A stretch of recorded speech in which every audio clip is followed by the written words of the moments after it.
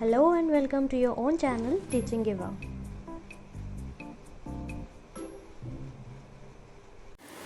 Good morning students.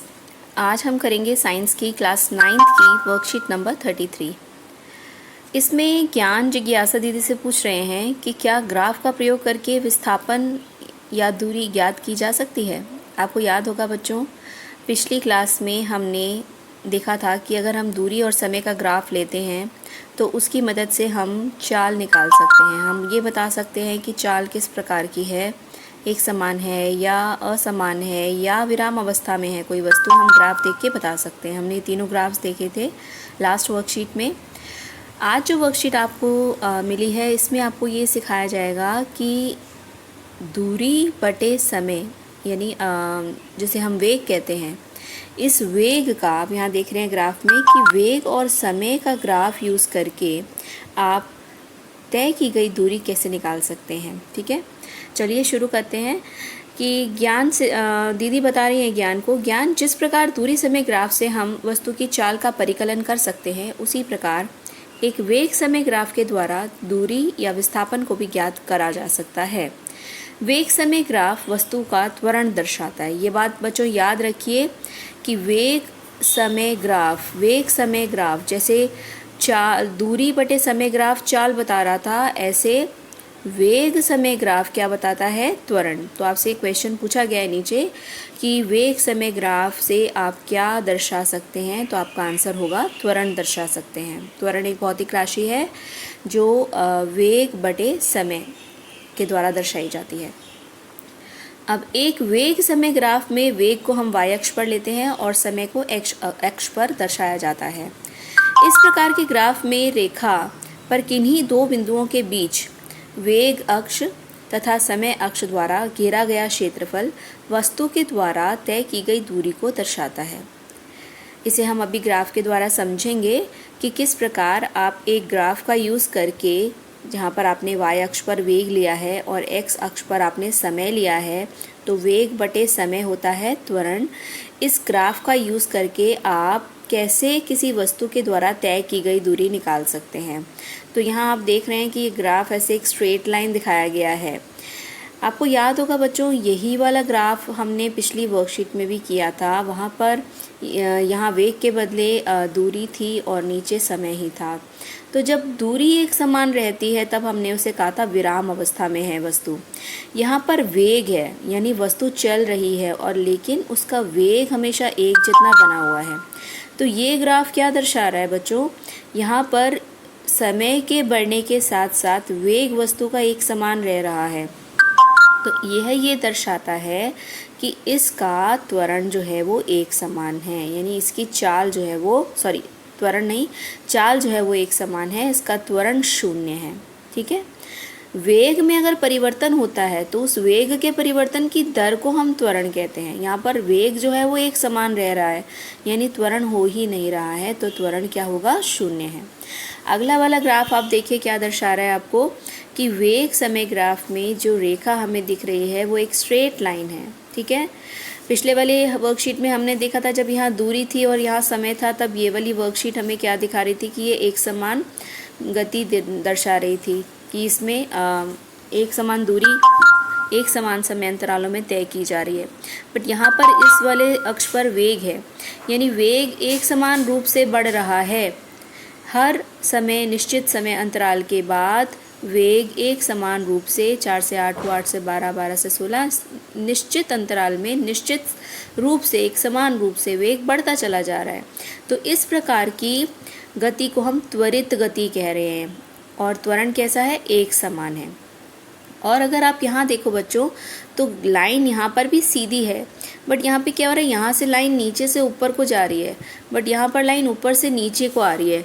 इसका क्या अर्थ हुआ कि यहाँ पर जो गति है वो कम होती जा रही है यानी मंदन हो रहा है। इसको हम कहते हैं मंदन गति।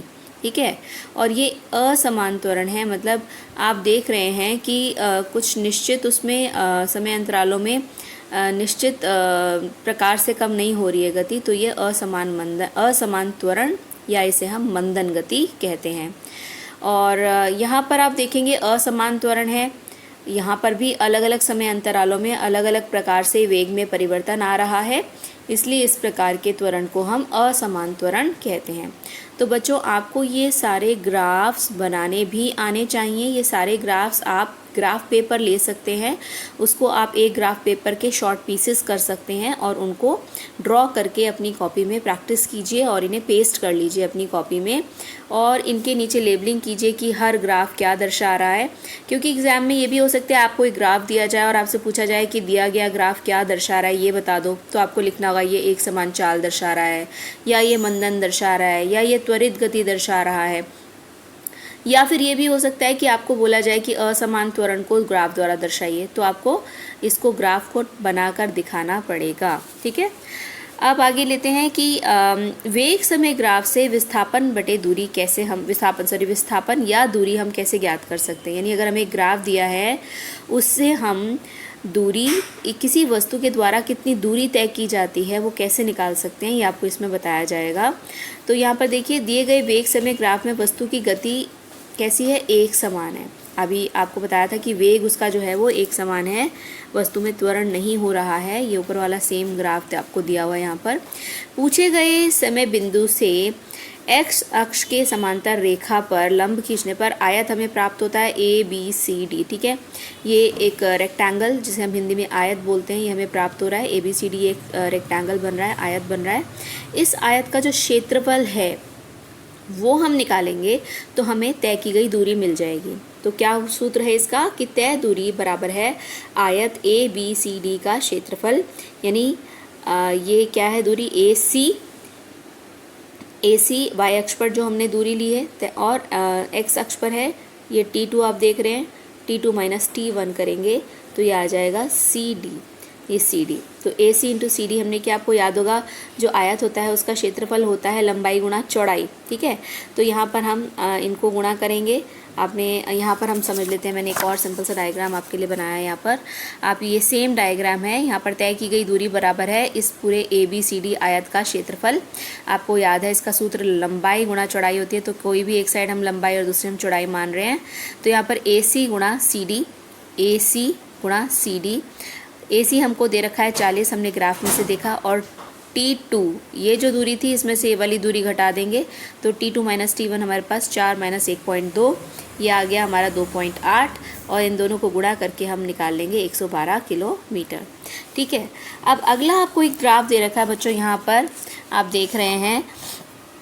अगर तो ये इस तरह से रेक्टेंगल बन रहा है, आयत बन रहा है, तो इस आयत का क्षेत्रफल निकाल के हम तय की गई दूरी पता कर सकते हैं।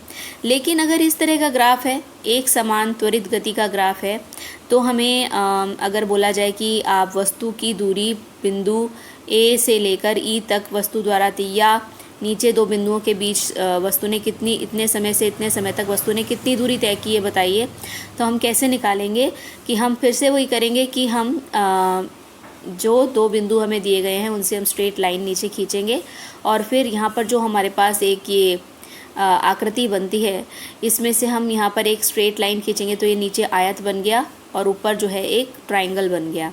अब इन दोनों का हम क्षेत्रफल लेंगे, तब हमारे पास पूरे इस जो क्वाड्रिलेटरल हमारे पास बना, ये हमारे पास बना था, इसका हम क्षेत्रफल पूरे का निकालेंगे। ABCDE कह सकते हो आप, पूरे पांचों बिंदु हम ले रहे हैं, तो इसका पूरे का क्षेत्रफल किसके बराबर होगा, नीचे वाले आयत का क्षेत्रफल जमा इस छोटे से त्रिभुज का क्षेत्रफल। तो हमें दोनों का क्षेत्रफल निकालना पड़ेगा। तो हम कैसे निकाल रहे हैं, देखिए, आयत का क्षेत्रफल जमा त्रिभुज का क्षेत्रफल। आयत का तो अभी हमने जैसे इधर सीखा, सेम उसी तरह से AB गुणा BC लेंथ इंटू ब्रेथ कर लेंगे, उससे आ जाएगा। ऊपर वाले त्रिभुज का क्षेत्रफल बच्चों अपने मैथ्स में किया हुआ है कि half into base into altitude, यानी जो इसका बेस है वो क्या है AD, और जो इसका एल्टीट्यूड है वो परपेंडिकुलर है वो DE है। तो इसका क्षेत्रफल हम निकाल लेंगे half into AD into DE के सूत्र से, और ये इसमें वैल्यूज़ पुट कर देंगे तो आपका इस प्रकार से आंसर आता है। यहाँ पर आप इधर इसको समझ लीजिए थोड़ा, मैंने यहाँ पर इस तरह से लिखा है कि आयत इसका क्षेत्रफल ABCD का क्षेत्रफल जमा त्रिभुज ADE का क्षेत्रफल। यहाँ पर सेम उसी तरीके से हमने दोनों लेंथ इंटू ब्रेथ गुणा कर दिए, और यहाँ पर ऊपर वाली AD ली और ये परपेंडिकुलर DE लिया, और यहाँ पर आप मापेंगे, देखो यहाँ पर आप ये वाली साइड जो है आप इस y अक्ष से मापोगे, 18 है, 18 इंटू और यहाँ पर 20 यहाँ था और यहाँ पर 12 था, तो 20 में से 12 घटा लोगे तो ये वाली दूरी आपके पास आ जाएगी। ठीक है, फिर हाफ ये वाली AD क्या है, AD वही है जो नीचे हमने ये निकाली थी, 20 माइनस 12, ये 12 कहाँ से आया, ये पूरा जो दे रखा था E से लेकर C तक ये दूरी थी आपकी 36 और ये जो DC थी वो है 18, तो 36 में से 18 चले गए, आपके पास आ गए 18, तो यहाँ पर हमने 18 लिख दिया है। इसको हम सॉल्व कर लेंगे तो हमारा आंसर आ जाता है 216 मीटर। इस तरह से बच्चों आपने सॉल्व करना है। अब हम क्वेश्चंस देख लेते हैं इस वर्कशीट के। फर्स्ट क्वेश्चन आपको दिया गया है, यदि किसी वस्तु का वेग समय ग्राफ x अक्ष के समांतर एक सीधी रेखा हो तो उसका त्वरण क्या होगा। बताइए, अगर किसी वस्तु का ग्राफ x अक्ष के समांतर, हम ऊपर वाले ग्राफ्स में आप देखो सीधी रेखा है तो उसका त्वरण क्या होगा, त्वरण क्या होगा उसका 0, क्योंकि त्वरण ये जो वेग है बदल ही नहीं रहा है, तो इसका त्वरण। इन क्वेश्चन में बच्चों आपसे पूछा गया है कि दिए गए ग्राफ में वस्तु द्वारा 2 सेकंड से 3 सेकंड में तय की गई दूरी ज्ञात कीजिए। आप देख रहे हैं इस ग्राफ में यहाँ पर नीचे समय दिया गया है, यहाँ 2 और 3 सेकंड यहाँ है। ठीक है, अब इस ग्राफ में अगर आपको पूछा जा रहा है कि 2 से 3 सेकंड तक जाने में वस्तु ने कितनी दूरी तय की है, तो हमें क्या करना पड़ेगा, ये आपको यहाँ लाइन अच्छे से ड्रॉ कर लीजिए, यहाँ पर भी अच्छे से लाइन ड्रॉ कर लीजिए। तो ये जो एरिया पूरा बना, ये जो शेडेड एरिया मैं आपको दिखा रही हूँ, ये पूरा एरिया जो है इसका अगर हम क्षेत्रफल निकाल लेंगे तो हमारे पास वस्तु द्वारा तय की गई दूरी आ जाएगी। आइए अब इसको हम इस पेपर पे समझते हैं। यहाँ पर मैंने सेम ग्राफ आपको बनाकर दिखाया है यहाँ पर। तो इसमें देखिए 2 और 3 सेकंड के बीच का जो हमारा एरिया था उसको हमने फिर वैसे जैसे ऊपर समझा था, हमने त्रिभुज में और हमने इसमें आयत में डिवाइड कर लिया है। उनको नाम दे दिया हमने ABCDE। ठीक है, अब इस पूरे ABCDE का क्षेत्रफल अगर हम निकाल लेंगे तो हमारे पास तय की गई कुल दूरी आ जाएगी। यही हमसे पूछा गया है इस क्वेश्चन में। तो अब इसके लिए हमें क्या क्या चाहिए, क्षेत्रफल के लिए AB इंटू BC, AB हमारे पास दिया हुआ है, हम यहाँ से दूरी देख सकते हैं। ठीक है, तो दूरी हमारे पास आ गई जो आपकी है 8। ठीक है, और जो आपका जो नीचे वाला एरिया है 2 से 3 यानी 1 सेकंड का अंतर है, तो आपका समय आ जाएगा 3 माइनस 2, T2 कितना है 3, T1 कितना है 2, तो 3 में से 2 गया 1 सेकंड। अब दूरी का हम इस फॉर्मूले को रख के देख लेते हैं एक बारी। ABCD का क्षेत्रफल हमने निकाला है और इसको हमने 2 में डिवाइड किया। ABCD का क्षेत्रफल यानी आयत का क्षेत्रफल जमा त्रिभुज का क्षेत्रफल, जो त्रिभुज है आपका ADE ऊपर। अब दोनों का क्षेत्रफल हम वैल्यूज़ रख लेंगे। AB इंटू BC, AB कितना था हमारा 8, हमने यहाँ y अक्ष से देख ली दूरी, जो A बिंदु है वो 8 के पर आ रहा है, तो 8 इंटू 1। ठीक है, 8 इंटू 1 प्लस हाफ इंटू 1, क्योंकि यहाँ नीचे 1 है तो ऊपर भी इसके समांतर रेखा जो है ये भी 1 है, तो AD हमारा 1 है। और फिर DE, ये DE जो है ये इसको निकालने के लिए बच्चों हमने जो यहाँ पर पूरी दूरी है उसमें से 12 में से 8 घटा दिए, तो हमारे पास आ गई वैल्यू 8। ठीक है, तो 12 माइनस 8 हमारे पास आ गए 4। तो इस तरह से हम सॉल्व कर लेंगे इसको पूरा और हमारा आंसर आ जाएगा 10 मीटर। ठीक है, अब हमारा आंसर 3 हम देखें। क्वेश्चन 3 में आपसे पूछा गया है कि वेग समय का ग्राफ का ढाल कौन सी भौतिक राशि दर्शाता है। तो वेग समय ग्राफ हमारा क्या दर्शा रहा है बच्चों, यहाँ पर भी वेग समय ग्राफ है, ये हमारी त्वरण राशि को दर्शा रहा है।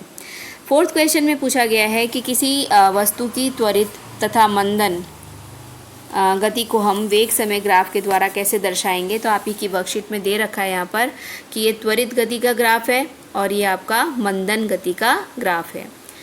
तो बच्चों प्रैक्टिस करिए इन ग्राफ्स को बनाने की। आज आप एक ग्राफ पेपर के पीसेस कर सकते हैं, स्मॉल पीसेस करके उन पर ये डिफरेंट ग्राफ्स आप ड्रॉ कर सकते हैं और उन्हें अपने माइंड में एक फोटोग्राफिक मेमोरी की तरह रखिए कि आपको सबसे पहले y अक्ष पर देखना है क्या राशि दे रखी है, x अक्ष पर देखना है क्या राशि दे रखी है और रिकॉल करना है कि आपने क्या पढ़ा था। उसके बाद आपको समझ में आ जाएगा कि ये ग्राफ हमें क्या दर्शा रहा है। तो कीप प्रैक्टिसिंग, कीप लर्निंग। अगर आपको कोई डाउट है तो आप कमेंट बॉक्स में पूछ सकते हैं। Thank you.